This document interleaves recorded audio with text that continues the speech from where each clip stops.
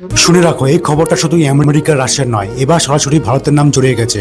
India এখন America রাশিয়ার oil ওয়ারের মাঝে আটকে গেছে। গতকাল আমেরিকা একসাথে দুটো Russian shadow fleet oil ship আটক করেছে, একটা আটলান্টিক ওশানে আর একটা ক্যারিবিয়ান সিতে। আমেরিকা একদম ক্লিয়ার, না শিপ ছাড়া হবে না ক্রু ছাড়া হবে, সবাইকে আমেরিকান কোর্টে কেস ফেস করতে হবে। একদিকে রাশিয়া আগুন হয়ে গেছে, পুতিন সরাসরি বলেছে ইন্টারন্যাশনাল ওয়াটারে রাশিয়ান ফ্ল্যাগশিপ আটকানো অনুকূল, আর যদি শিপ না ছাড়া হয় তাহলে পরিণতি ভয়ঙ্কর হবে।